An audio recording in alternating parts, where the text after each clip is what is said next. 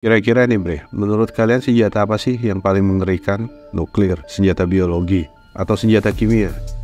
Kalau menurut kami sistem peperangan elektronik lah yang lebih menakutkan dari semua itu. Nah sebelum kita bahas, mari kita gelar artikel dulu bre. Jangan lupa siapin kopi, rebus-rebusan, kurangi goreng-gorengan. Yuk lanjut. Sistem peperangan elektronik itu adalah tindakan yang melibatkan penggunaan spektrum elektromagnetik atau energi yang diarahkan untuk mengendalikan spektrum saat menyerang musuh atau menghalangi serangan musuh melalui spektrum. Tujuan dari peperangan elektronik untuk mencegah keuntungan musuh dan memastikan teman tidak terhalang akses ke spektrum elektromagnetik. Peperangan elektronik juga bisa dilakukan melalui udara, laut, darat, dan luar angkasa, baik dengan alat yang berawak maupun tidak, dan dapat menargetkan manusia, komunikasi, radar, atau aset lainnya. Termasuk kos-kosan mantan kalian, Supra, rentenir yang sering dipakai debt call untuk nagih-nagih utang keliling kampung, pokoknya apa aja bisa ditarget bre.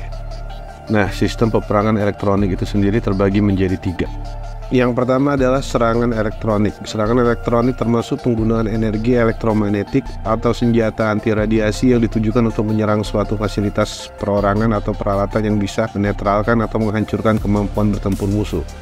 Meskipun serangan elektronik ini bisa dideteksi musuh, akan tetapi tergantung dari level kecanggihan teknologi dan tingkat deteksi.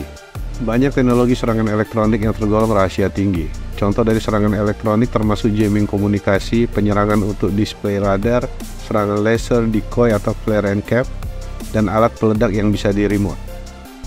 Yang kedua adalah perlindungan elektronik. Perlindungan elektronik adalah tindakan perlindungan untuk melindungi personel, fasilitas, peralatan dari segala efek serangan elektronik dari teman ataupun musuh. Contoh penggunaan perlindungan elektronik ialah penggunaan teknologi spektrum yang menyebar dan penggunaan daftar frekuensi yang dilarang dan observasi yang diam-diam.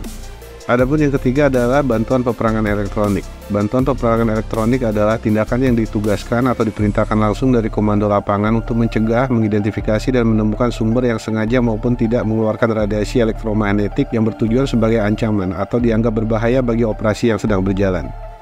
Sebagai contoh bre, pada perang Rusia-Ukraina, kemampuan peperangan elektronik Rusia sungguh membuat Jenderal David Tipine yang pernah menjabat sebagai Komandan Unit Operasi Khusus Warsam puyeng 7 turunan 7 tanjakan. Bagaimana tidak, sistem peperangan elektronik Rusia dapat mengganggu efektivitas bom berpemandu JDAM yang dipasok Warsam. Akhirnya itu bom banyak yang meleset dari target. Sistem peperangan elektronik milik Mamang Putin ini pun selain dapat mengganggu radar dan komunikasi musuh, dapat juga mengganggu navigasi dan sinyal navigasi, serta mampu menjangkau jarak 200 sampai dengan 500 km. Belum lagi kemampuannya untuk melancarkan serangan cyber dan menginfeksi internet sama jalur komunikasi musuh yang berakibat jaringan musuh terpapar informasi yang menyesatkan. Gimana bre, udah kerasa belum seremnya? Jadi mungkin sistem peperangan elektronik ini kayak ilmu gaib versi 6.0 bre. Tahu-tahu alutsista musuh tumbang aja tanpa tersentuh fisiknya. Ilustrasinya gini nih kira-kira ya bre. Nah ini nih kayak gini, ini kos-kosan kalian nih, tiba-tiba ada rudal nancep padahal kalian udah pasang radar dan hanut, tapi kok tuh rudal masih bisa sampai ya. Nah itu nggak lepas dari upaya sistem peperangan elektronik yang berhasil membutakan radar dan membuat hanut kalian jadi pelangak pongo bre.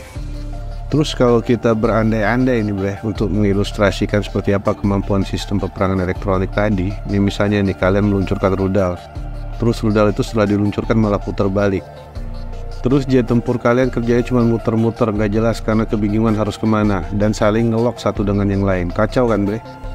Nah semua itu hanya mungkin bisa dilakukan oleh ilmu gaib yang namanya peperangan elektronik. Menghancurkan tanpa menyentuh, persis seperti kelakuan torpedo yang kerasukan ilmu gaib ini pada film Mission Impossible. Udah pada nonton belum bre?